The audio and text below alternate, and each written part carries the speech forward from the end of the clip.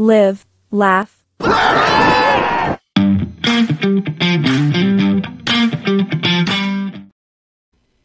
How's it going, everybody? This is Daniel. I'm Christian. We are joined by the Carolina Reaper, Jackson Drake. How are you doing tonight, Jackson? I'm not too shabby, brother. Hope y'all aren't. I don't know what clip y'all just played, if that was an intro or something of me, but I'm curious. It's just a picture of you with like our logo on it. Yeah, pretty high-tech stuff. Nice. Next level.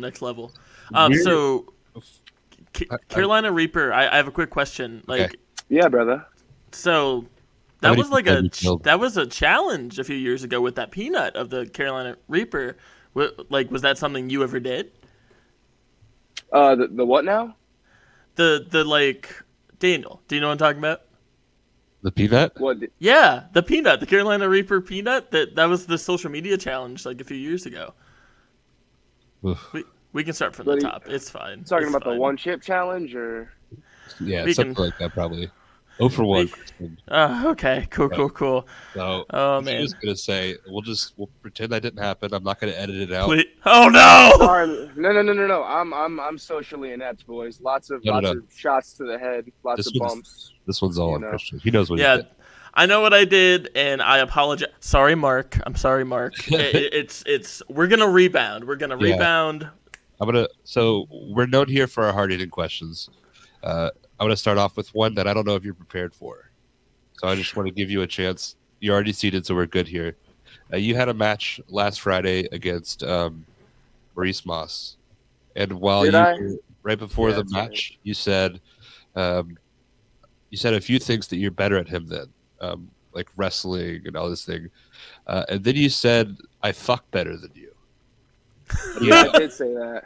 How do you know? I did say that. How does one know? Is that just a vibe? I don't really. When I get caught up in the moment, I love this shit. I love wrestling. I love the way it makes me feel. So sometimes I do something or I say something on the fly that only makes sense to me and nobody else, and that's just, it is what it is. You know. I think the big thing here, Daniel, is that it makes you think about it even now. Even now in this moment, you're thinking about it. Yeah. Which means something worked. Yeah. It's the That's what we do this for, right? Make something stick. And then I hate to do this. We're doing back-to-back hard-hitting questions. Your name is Jackson Drake. What are your top 5 Drake songs? My top 5? Oh, dude. All right. Let's see. Rich Flex, I suppose. I'm very uncultured, and that's the only one I can think of off the top of my head right now. Okay, that's fine. So needless to say, Jackson Drake was not inspired by the rapper, actor, childhood star Drake. Fair to say. Does Drake have a last name? He does. I can't pull it, but I saw it on the internet this week, and I was like, oh, that's a weird... I get why he just goes by Drake. I'm going to look up his last name if you guys don't mind making... conversation. No, I'm curious now. I forgot his first name's Drake, shoot name wise, correct? Yeah, we'll find. I'd really like to think so. No, yeah. So his name is Aubrey Drake Graham. Oof.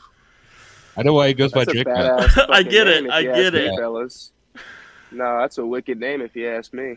Yeah, Aubrey. Like, if your name is Aubrey, you've got to have like that little bit of extra, like, because you're getting fucked with a lot, so you probably got to own it. Chip on your shoulder, and you probably like own it. So yeah, Drake isn't owning it, but yeah.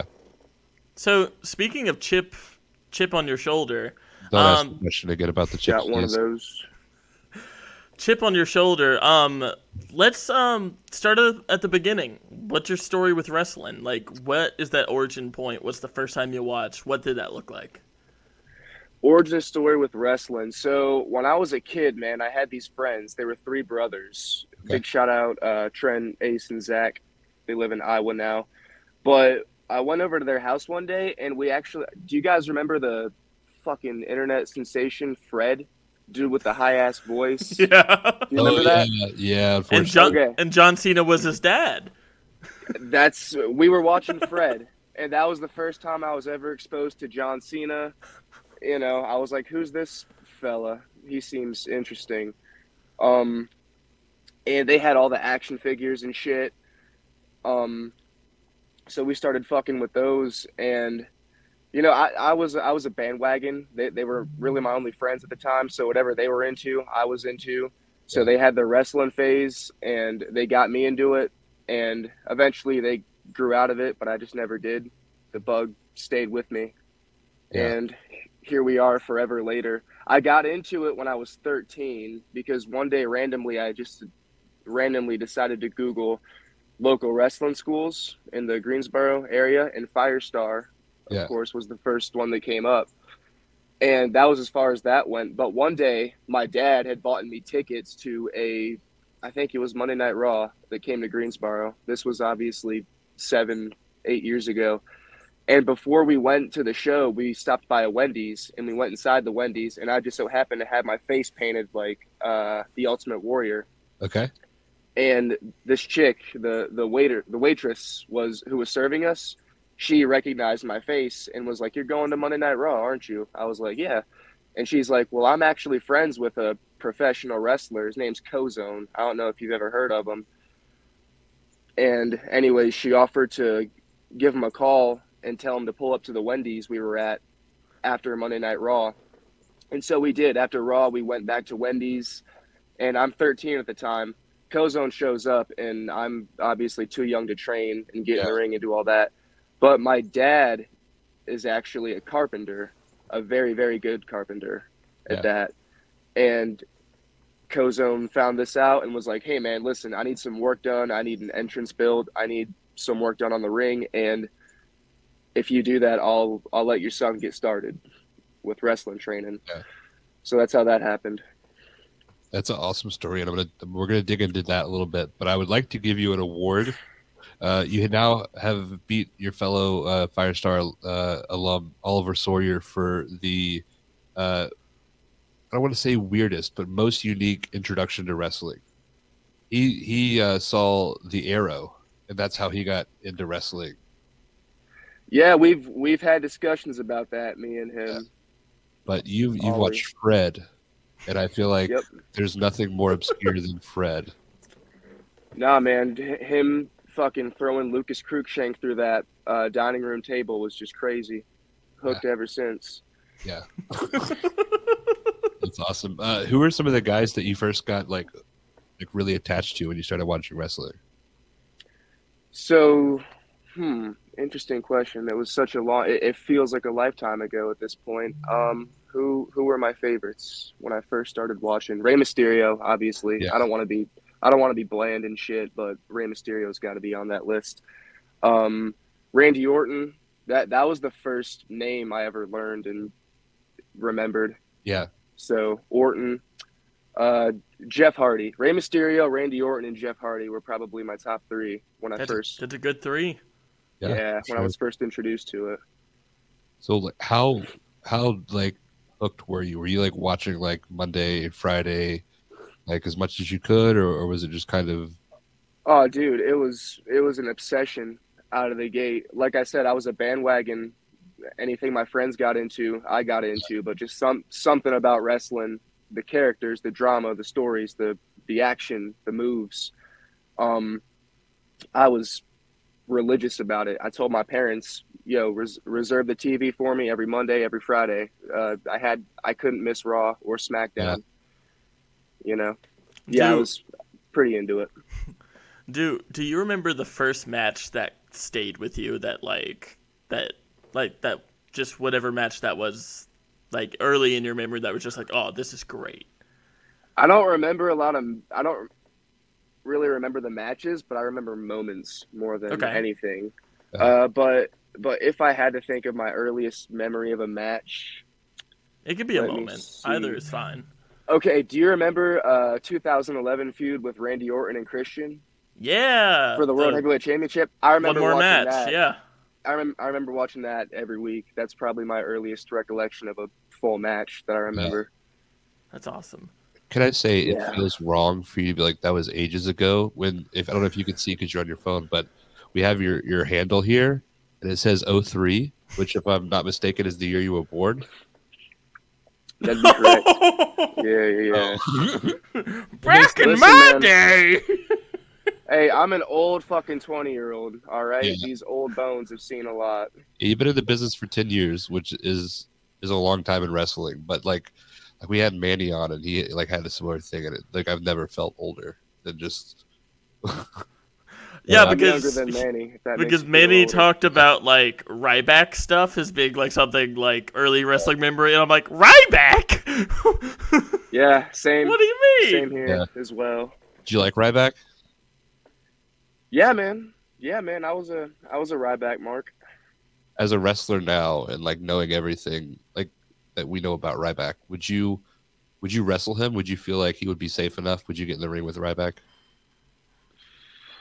Well, I mean, it's fucking Ryback, so I would get in the ring with him for the exposure. Yeah. I mean, what could go wrong? As long as there's no tables he can throw me on long, I think we're good. Okay.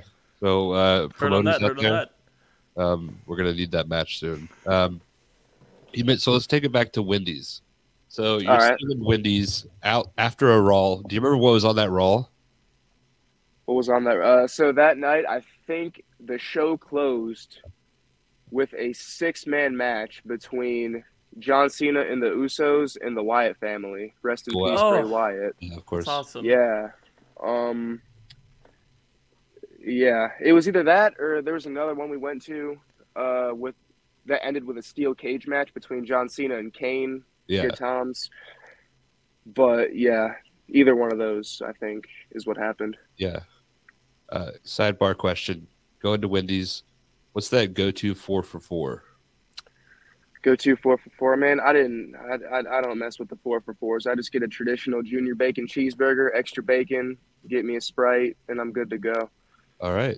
Yeah. That. All business, this Jackson Drake. All business. Yeah, brother. Ain't fucking playing around no more. Awesome. So you meet Kozone. What are you like? What is it like as a 13-year-old sitting at a Wendy's, probably at like 11:30, 12 o'clock at night, meeting a stranger who's a wrestler? It was wicked. I was 13. I was a young man, so I wasn't quite smartened up to the indies yet. All I really knew about was not AEW, WWE. I watched Impact, TNA a little bit here and there, but I really wasn't exposed to the indies. But then I met Kozone, and he bought in a flyer for Wrestle Revival 5, I think, actually. Yeah. And I saw all these new faces that I'd never seen before. A young Austin Theory was on that poster. But it was cool because I was sitting in front of a professional wrestler, and that's all I've ever wanted to be. And it was educational too, because now I'm being exposed to a whole new world that I didn't know existed. So educational. Yeah. So kind of what we heard. What was that around like 2015, 2014? That was in the later half of 2016 because my first day of training was December 4th, 2016. Yeah. Was like the first day of Kozone school still really stiff back then? Or was you could say that. I mean, and any first time in a wrestling ring, you're gonna fucking feel it the next day or the next week rather. Yeah. But nah, snug. I would say snug. I wouldn't say stiff. You know, wrestling's not fake. The shit hurts. Yeah, of course. It's not ballet. So, yeah, I'd say pretty standard drill operation. Yeah. I'm just thinking because you're 13 at the time, you've got a grown man. Like, if it were me, I would be like the fakest fucking punches you've ever seen. I would just be like, all right, I'm gonna hit you now. Nah, man. I was all wavered up. He didn't give a shit, man. he gave me the full ride. Awesome. And you start there. You started before Malachi, right? Not long before Malachi. I started in December, and then he was in by that next summer. Okay. Who else was starting to train around the same time as you guys? Let's see. Guys that have stuck around. Yeah. Okay. Let's see. Me, Malachi, Pretty Boy Lane. He's still killing it. Shout out to him. Yeah, he's great. Yeah, the Yeah, fucking we man. got to meet him over the weekend at a show we were working, and he's the man. Yeah, very underrated, Yeah. in my opinion, if you ask me. Let's see, Kent Wolf, he's another one. Yeah, really, a lot of the guys that me and Malachi are close to, came in later. Okay. You know. What do you think is the biggest, like, if you could go back in time and teach yourself a lesson when you started wrestling now? Like, is there one thing you wish you knew going in?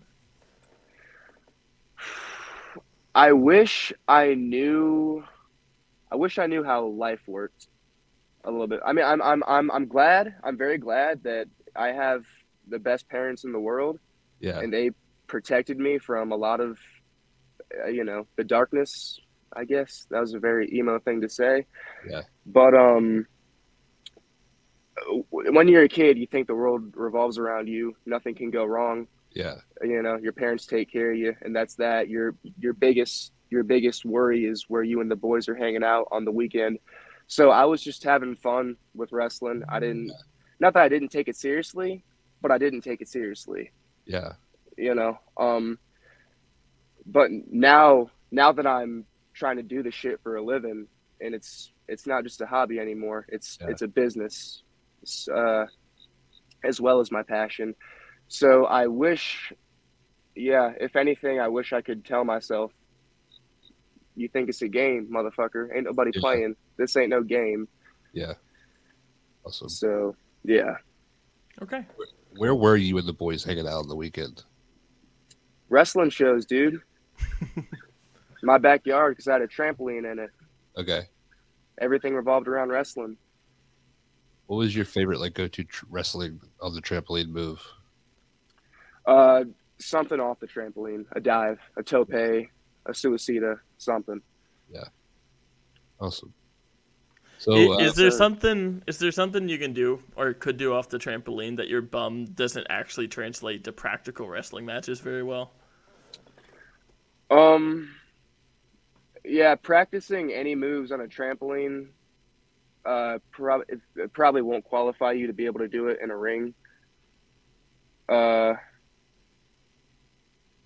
wish I could do a standing double backflip in the ring. Same. Like I can do on a trampoline. That'd be rad. Yeah. Awesome. So you're training, you're taking this semi-seriously, and then all of a sudden, okay, we're back. I thought you got mad at me. I was like, oh no. But you're doing this. What's it like as a 13-year-old in a man's world, and now you have somebody else coming in like Jay? Now you have somebody your own age that you get to go through this with. It was a lifesaver, to be honest with you, having Malachi come in, because I was very angry and I felt very, very alone most of the time because, like you said, I'm a 13-year-old. I look like I'm fucking 8 in a grown man's world. I'm just the smallest kid ever. And I'm surrounded by these monsters, and I'm the only one in the room that isn't a monster. So I felt very small because I was. And then all of a sudden, fucking here comes Malachi, and before we knew it, we were taking over together. Yeah. Which doesn't happen. Two skinny ass kids that come from the same place that had the same dream. Yeah. That was, I took that for granted for a long time. That kind of friendship, but not anymore. You guys hit it off right away? Yeah, we hit it off right away, and it also became a competition right away. Yeah. If that makes sense.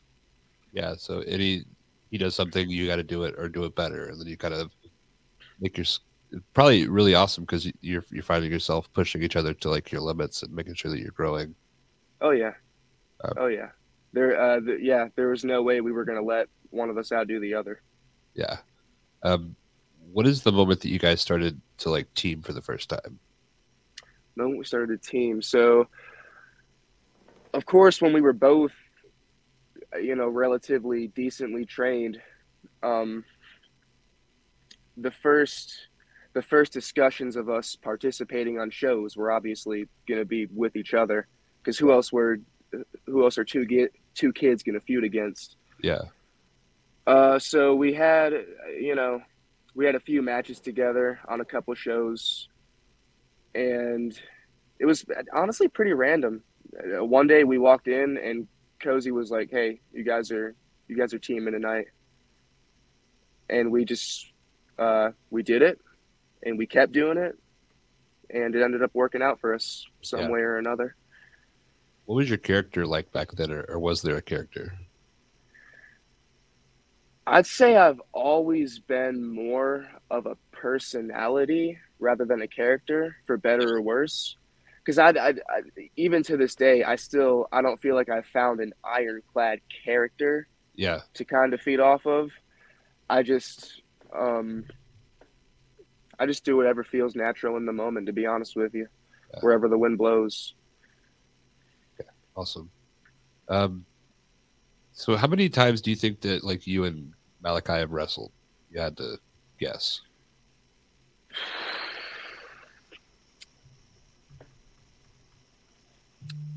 Not quite triple digits, but definitely approaching. Awesome. Do you guys ever get tired of it, or is it like each time you're looking? I guess the better question is, how do you find ways to like not have the same match over and over again? Like ways to keep it fresh. Yeah. That's our biggest well, that's my biggest challenge, at least nowadays. I love wrestling Malachi. Yeah. Always have, always will. But we've done it so many times at this point. Every time somebody tells or announces that we're going to wrestle, I'm like, fuck yeah. But I'm like, God damn it. Yeah. I gotta think of a different promo. I gotta think of a different format for a match, because we've done everything at this point, But so I do love it, because it does force both of us to get creative. So when it comes to working, I guess you could say, in a different territory, or like in a fresh place, or like in a different state, do you ever get excited about that prospect of like, oh, these are people who have never seen us wrestle, and then how do you put that together? Of like, are you just doing like y'all's best stuff that worked very well, or is it completely fresh? Yeah, so sometimes it depends on the crowd, really. We try to read the crowd as best we can. Sometimes we'll just go out there and give it our best hits, and sometimes we'll try to we'll try to clean slate it, see if we can think of something new and innovative. Nice. Yeah, we try to keep it versatile, but we don't forget our roots. Gotcha. I don't want to turn this into the Jay Malachi show, because we already had him on, which we easily could, because you guys have so much history and he's such a talented wrestler. But do you remember what your first match was and what that was like? My first match was June 28th, 2017 at some recreational center here in Greensboro against Griff Garrison, which I won via small package. That's cool. Yeah, man. Did a springboard, got caught, took a fall-away slam, and rocked my dome. That's the shit you don't forget. My dad took me to Walmart and bought me an action figure afterwards. Yeah. That's incredible. Yeah, boy. I think that puts it into perspective, like how long you've been doing this. Your dad bought you an action figure for having a good match. Yeah, man. Which action figure was it? I think it was I don't know, man. I was so excited. Maybe about the match or the action figure? About the match, because I had another one the weekend. We were doing a tour for the entire summer. Every Thursday we were going to a different recreational center. And so all I could think about was the next match. Too excited. In that first year of wrestling, like actively wrestling matches, who was the coolest? Like, what was the coolest match? The coolest match. Honestly, in the first year, I ended up taking a little bit of time off pretty soon because I'd broken my wrist. That was the first on my extensive list of injuries. But the coolest, probably that match with Griff, just because it was my first, and my dad took me to Walmart and bought me a fucking action figure afterwards. Yeah. You know, how can you forget about that? Probably that match with Griff, and I got to win. Yeah. Dumb question. I like to just not do research and just like for instance, I thought that Sadie Lee Moss was Alexander Moss's mom. Wow. Yeah, right? Interesting. So Hunter Drake. Sure, That's she'll not your real appreciate brother. that. That's not your brother, right? Unfortunately not. Okay. Is that like a thing you guys? Is that like kayfabe? Like you guys are brothers? Yeah, it was for a while. Okay. But, you know, you gentlemen are I'll edit it out. intelligent. I can't fool you. Okay. Yeah, you could have told me yes, and I'd be like, cool. You see, That is there's a too damn much I tragedy. believe Daniel at his word about. Yeah. Because he told me that. I'm like, yeah, that's about right, maybe. Yeah. Fuck it. Cat's out of the bag. What are you going to do? JD Drake is your dad. Drake is Yep. your A big happy family. Eli Drake, distant uncle. Yeah. Yeah. Yeah, boy.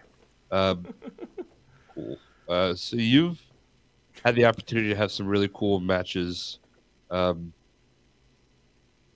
your tenure. What are some of the favorite matches that you've had in your career, like so far? Off the top of my head, the first one is going to have to go to a match I had at the beginning of the COVID era. Okay. I think it was September of 2020 when I got to get in there and mix it up with Colby Carino. Okay. I say that because that match with Colby was eye-opening, to say the very least. Yeah. I was never super cocky or even that confident in myself up to that point. So I didn't necessarily like think I knew shit, Yeah. but at the same time I thought I knew a little bit. But I got in there with Colby, dude, and he fucking dog walked me, wrestled circles around me, kicked my front teeth out. And to this day, that's still probably my favorite match because that was the first time anybody had ever made me go, holy shit, I don't know shit. Yeah. I need to start over. Fucking forget everything I think I know and actually take the time to learn and get better. Where do you go after that? Like, how do you, like, what is your process of like reevaluating and then re-implementing things to get better after that match? I mean, all you can do is more training, more gym. All you can do is amplify what you're already doing. It's a bit of a blow to your ego sometimes when you think you're here, but you're actually a couple notches lower than that. But I think that's a healthy thing to go through. Of course. And you know, now to this day, I know I still have a lot to learn, but I accept that. I'm not afraid of that. You know, I'm not going to let my ego get in the way of that. Yeah. So it builds character. Awesome. Yeah, Colby's super. I don't know if he's underrated anymore. Like he's an NWA Yeah. title, but he's still underrated. Yeah. It's always felt like for like the last 8 years, like everyone is just late on it. Like they're just getting it now, and it's like, oh, he's been killing it for years. Yeah, no doubt. Colby's the man, and he's somebody who he really, with all he has going on. I mean, if that were me, I don't know if I'd be as willing and just generous with my time as he is. Yeah. He really does go out of his way to help. At least I'll speak for myself. He helps me in more ways than I can ever thank him for. Yeah, definitely a goat. So we're kind of jumping around here a little bit. What was it like when you worked CZW? What was it like when you got that call that you were going to go to work for this promotion? How was that experience for you? Man, I fell in love and out of love real quick. I was very excited when I got the message because that was the first big indie Yeah, that I gotten contacted by. It was cool, I got brought to New Jersey. I got there, I did my thing. Me and my best friend Duke O'Connor got to have a match together, and he wasn't even booked originally, yeah, but we ended up getting thrown in this 4-way. So good times. The experience was less than pleasant, but we'll save that for another time. I wouldn't go back there, probably not. At least I'll leave it at that. But I am, again, it's one of those character building experiences, a learning experience. If something can look awesome from the outside, but it doesn't mean it's going to be cupcakes and fucking rainbows when you get there and when it's all said and done. So I'm grateful that I got to do that. Okay, awesome. Thanks for being transparent about that. It kind of pops into my head like Firestar has this such like family atmosphere in the locker room.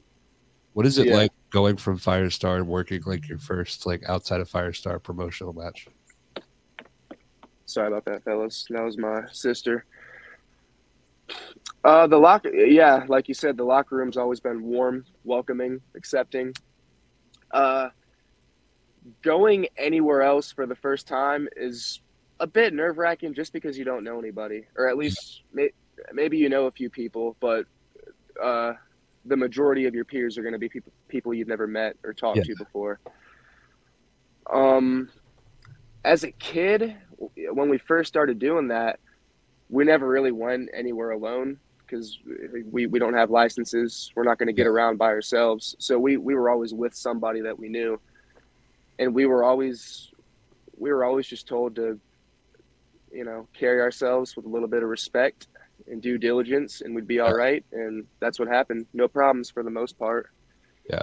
So you guys didn't like run into anybody that's like, oh, I don't want to wrestle a fucking kid. I'm sure in hindsight, looking back, I'm sure there were a few people who didn't tell us they were less than pleased with having to make us look good.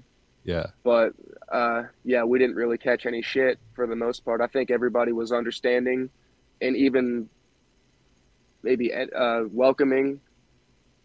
Because, everybody who's in the business now was a kid that wanted to do it, So I think everybody kind of understood that, which I'm grateful for. Yeah. To go from that, like I'm a little bit all over the place today, so me too, brother. Sorry about that. If you need to, but you worked AEW. You worked with none other than Jeff Jarrett, Jay Lethal, and Saddam Singh. What was that experience like for you? That was crazy. The night before that taping, we had worked DPW, and the drive from North Carolina to Florida is like 10 hours. So there was no going home or showering or nothing like that after DPW. I think Malachi had the last segment out of the four of us that were in that car. It was me, TGA Moss, SoFly Manny Lowe, Oliver Sawyer, and Malachi in that car. We all had worked DPW, and Malachi was the last segment of the show. He went on at like maybe 9:30. So by 9:45, we were on the road to Florida, taking turns driving. We had gotten there at, I think call time was 10 or 11. So we went to the hotel and washed up a little bit, got changed, and headed to the venue. Hopped up in the bus with all the talent and headed to the location of the tapings. Yeah. And when you get there, it's a bunch of hurry up and wait. They just check you, make sure you're good, ask you if you got your paperwork, and then send you on your way.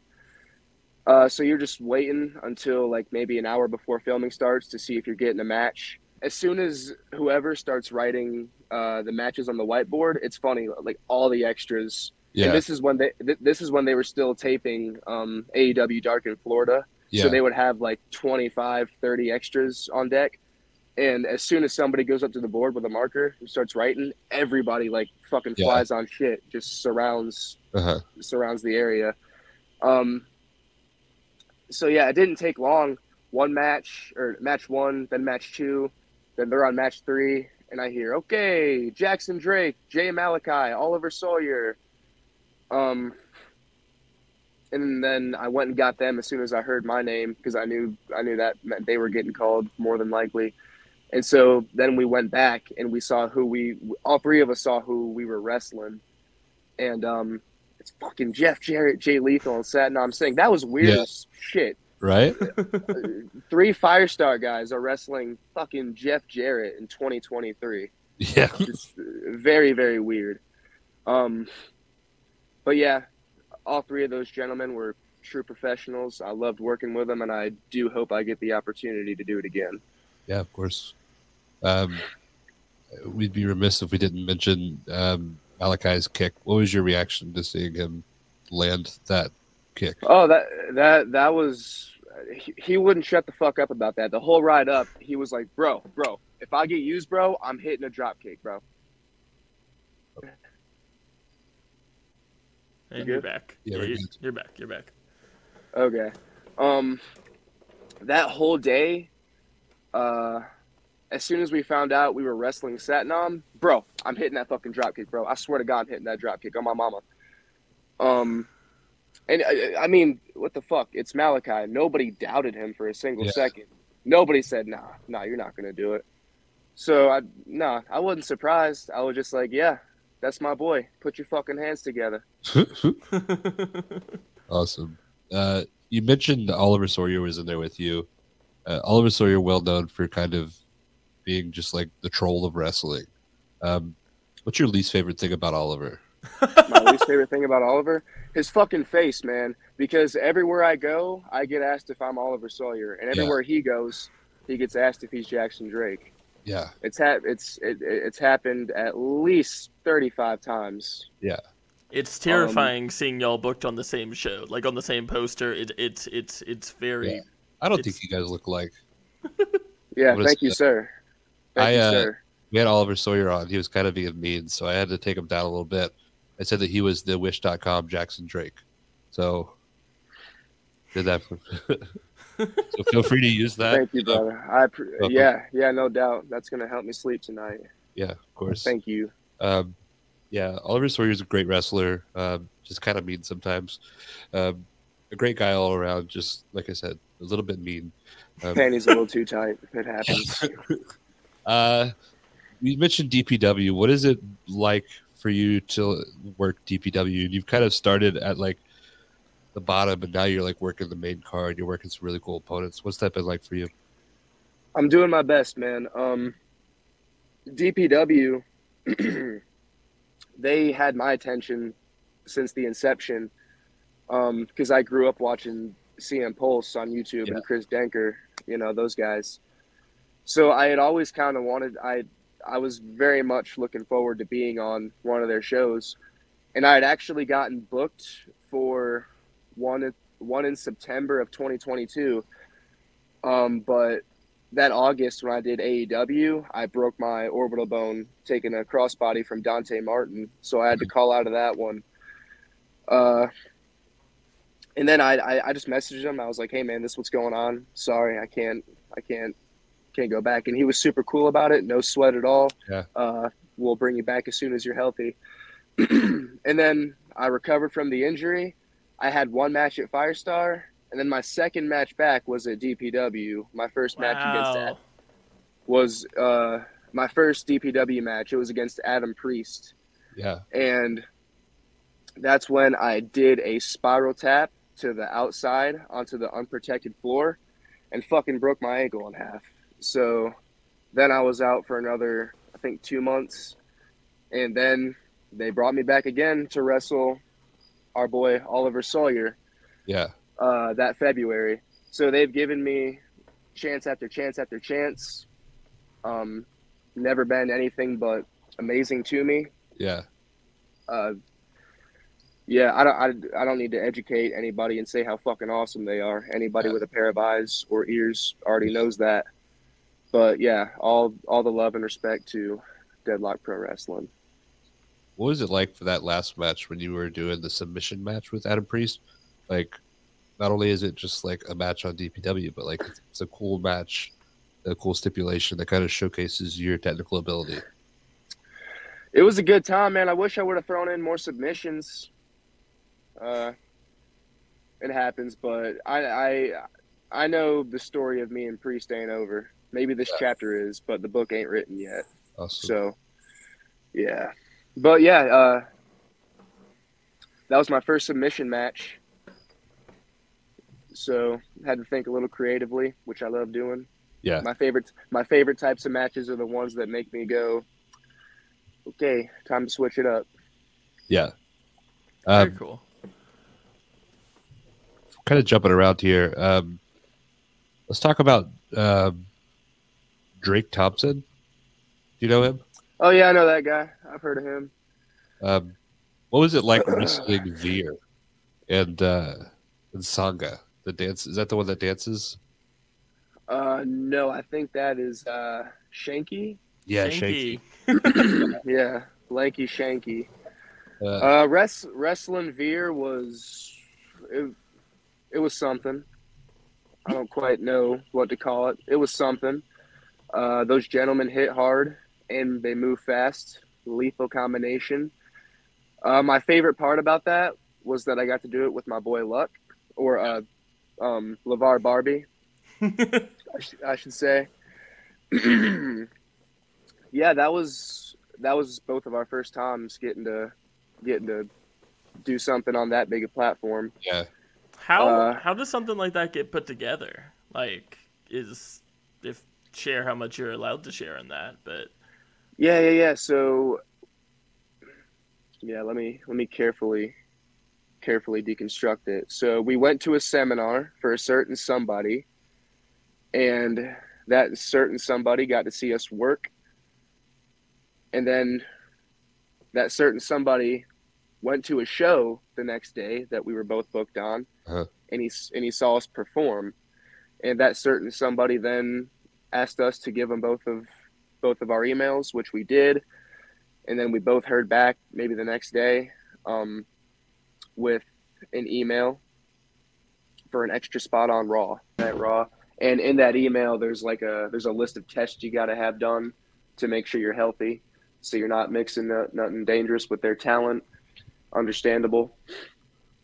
So you go and get that done. And I actually had a huge problem with mine because I had gotten blood work done for AEW that February, and I just went ahead and sent that in to them, but it was missing one of the key things they needed.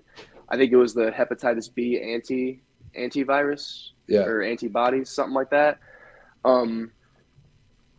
That certain somebody emailed me that Friday before the Monday and said, "Hey, urgent medical doesn't have this test result from you," and I can't. It's not you. Blood work results take a while to get back to you. It's not like a 24-hour, 48-hour thing. So I thought I was fucked. I was digging through any and every sheet of medical history I'd ever known, and I was at work when I got that email, and I called my dad. I was like, "Well, fuck it, it's not happening. Yeah, it's over. Maybe next time we'll get him." And I'm like almost like psychotic because I was so angry and so pissed off. I'm finally healthy. I'm finally ready for an opportunity this big. No injuries. I'm good to go. And what holds me back? A missing fucking blood test result. So I was borderline psychotic, and I was like, "Yeah, fuck it, it's not happening." Yeah. So I had given up, but my dad had called a Walgreens and asked if they had hepatitis B antibody like vaccines for you. Didn't even know if it would work, but he was like, "Dude, let's just give it a shot and see what happens." So we went and did it. I got the vaccine. I got the printed out proof that I got the vaccine, and I emailed I emailed my man again, and I was like, "Hey, I'm very sorry about my my situation, but I can prove to you I don't have hepatitis B." And by the grace of God, it worked. And before I knew it, it was Monday, and I was at the Greensboro Coliseum walking around with my heroes, people I grew up watching. Yeah. Was that the same venue? And this is partly because I'm not from North Carolina. Is that the same venue that initial Raw that you went to before you met Cozy and all that? Was that the same venue? Oh yeah. I That's was gotta be cool. That's full circle. Born and raised in Greensboro, North Carolina, my whole life. First wrestling show was at the Greensboro Coliseum. Yeah, it was something.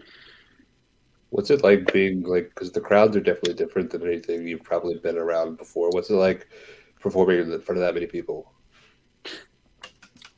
You know, I thought it was gonna be way more nerve-wracking than it was. Your adrenaline is high, your nerves are through the fucking roof, butterflies are in your stomach. Obviously, you're wrestling for WWE. But when I got out there and I stepped between the ropes and I'm just, I'm looking around, it was the weirdest calm I've ever felt. I'm like, I'm just in a wrestling ring. I live here. Yeah. Definitely different though. You're right about that. Yeah. Definitely different. Who are some of the people backstage that you kind of popped the hardest for? So I popped Paul Heyman. And that was my favorite part of the whole experience, I think. Me and Lucky were standing just in the hallway backstage. He had his catering and shit. And Paul Heyman just happened to be walking by, and he extended his hand out for both of us to shake it. And when I was shaking his hand, I was like, "How you doing, sir?" And he said, "I'm good. How are you?" And I said, "I'm not too shabby." And he goes, "Ha! Not too shabby. I like that. Not too shabby." Repeating it to himself as he's walking away from me. I thought he was going to use it in his promo that night. He didn't. Yeah. That's amazing. That's still an awesome story. You mentioned catering. AEW versus WWE. Who has the best catering? Oh, shit. WWE. Really? WWE. Dude, they got a little bit of everything. And they got variety every time. Like, it's never the same. Like, I've done an extra spot for them 4 times. It's always something different. Yeah. It's always something different. Yeah, man. Like every fucking type of salad in the world, every type of pasta, every type of meat, even all this weird vegan shit that I've never heard of. It's awesome. What's your favorite kind of pasta? Like you're going to Olive Garden, what are you getting? If you go to Olive Garden. Oh, dude, I'm a true Italian. I'd never fuck with no Olive Garden. I'm a traditional spaghetti and meatballs though. Okay. Yeah, my wife's family is Italian, and you're not allowed to talk about the Olive Garden. Yeah, no bueno. I've heard it called Italian Denny's. I've never heard that before, but that's adequate if you ask me. Why the fuck don't you wear shoes when you wrestle? Yeah, do you hate boots? I've been waiting on this question all night. Yeah, man. Dude, I just tried it one time and I loved it. It was awesome.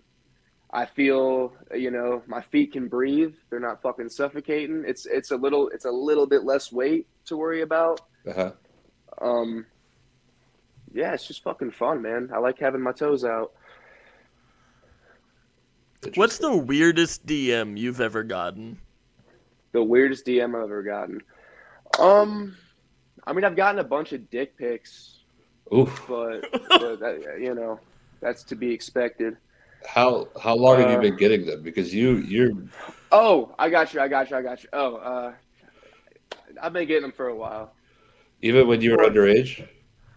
That's problematic. We won't discuss this any further.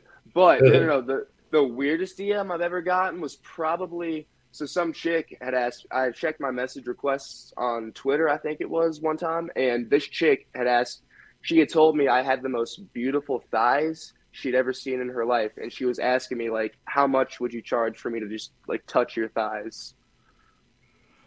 How do you reply to that? Well, I didn't. So, what do you want for the next year and a half? Who are those like dream opponents, if there are dream opponents? Like what are we looking at?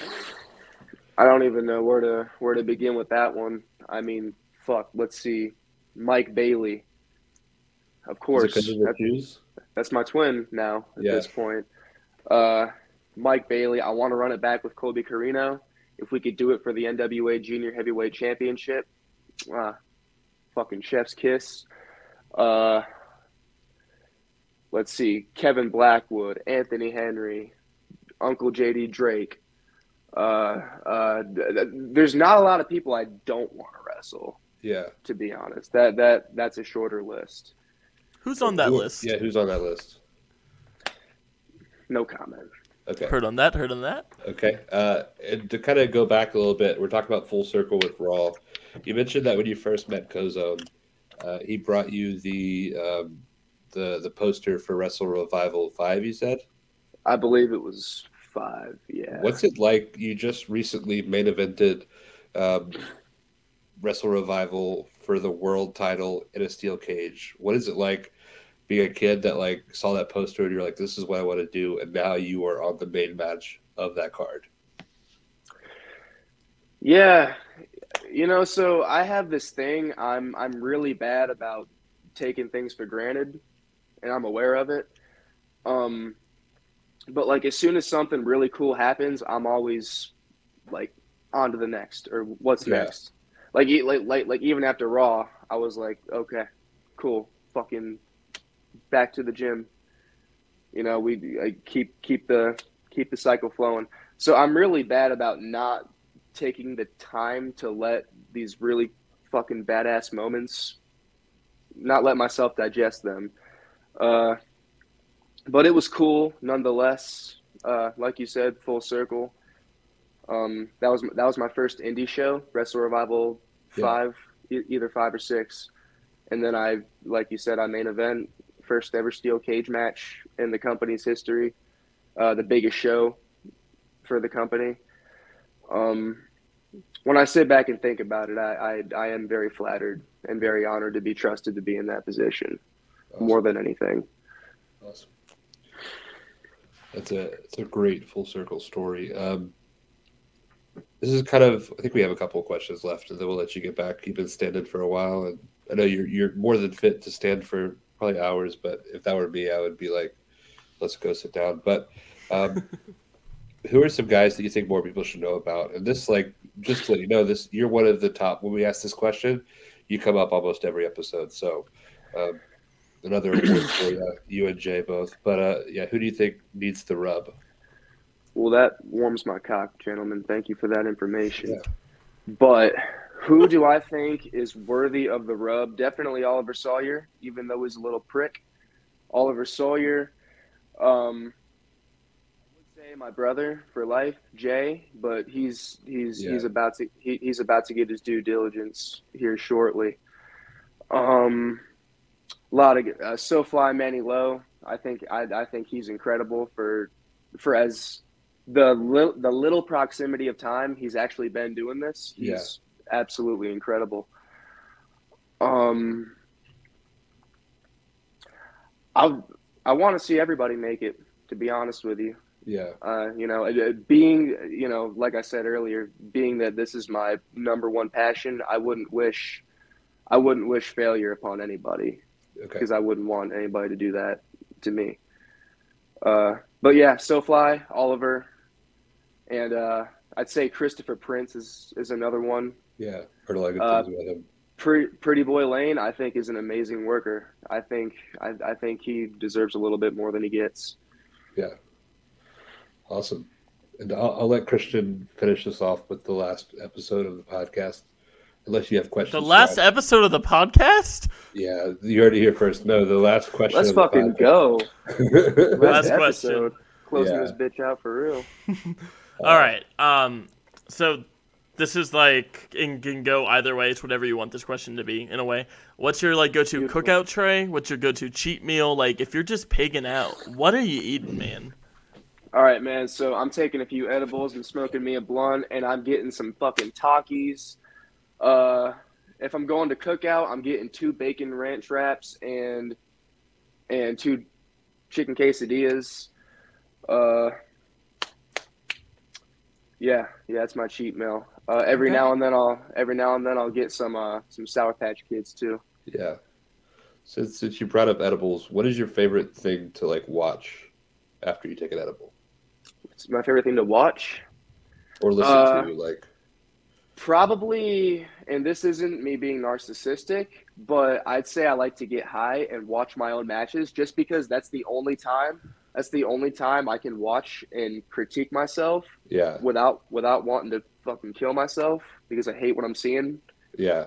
But other than that, I like watching like The Dark Knight. I think that's a really good movie to watch when you're high, especially if you're trying to build a wrestling character. Watching movies is good. So we're expecting the next show for you to come out and go, I was born in the wrestling ring. You were nearly raised there. That's pretty good. Yeah. This has been awesome. Thank you for taking the time to talk with us. Thank you for being so open with us. And we'd love to have you back on, hopefully, when you're big and famous and you haven't forgotten about us. But yeah, dude. We're going to ride those coattails as far as they go, Dana. What are you talking about? As soon as you get signed. Hop on, brother. Fucking hop right on. I think we need to start doing deals. Like, when you get signed, you have to announce it on our podcast. Deal? Yes, sir. Yes, sir. Perfect. Thank you so much. You guys tattooed on my tricep. Yeah, we're going to hold you to that. It's all right. But this has been awesome. If you haven't seen Jackson Drake wrestling, take an edible and pull up some matches and then watch The Dark Knight. But definitely check them out. Is there anywhere people can get merch? You have merch? Not as we speak, but soon. Okay. Soon you guys can give me all your money. Okay. Also, our people will talk to your people. We'll see if we can figure some stuff out for you. Yeah. Fair enough. Don't send them weird. Please stop sending Jackson Drake dick pics. Let's get that out there. Unless you want them. I mean, that's up to you. No, I could live without them, but I will say it is validating and flattering. How often do they? I don't know how many people make it to this. Is that? I love the idea that's like an ego boost. It's like another one. Okay. Yeah. How often does it happen? How often? It's calmed down a little bit. You know, on average, I'll get maybe 2 or 3 a week. What? Yeah. How do you still get on your phone after that? Just like it's about 180 a year. Just stay out of the requests. Look at your DMs, but stay out of the requests. Can I ask you a question? Is it the same dick, or are these all different dicks? Oh, dude, I get variety. I get hella variety. Okay, you never know what you're gonna open up and get to see. Okay, yeah. So please stop sending Jackson Drake dick pics. Let's get it down to once a month. Just once a month, a nice. Just once. Yeah, and we'll leave everybody with that. Thank you so much, dude. I hope you have a great night. Thank you so much, gentlemen. I appreciate the time.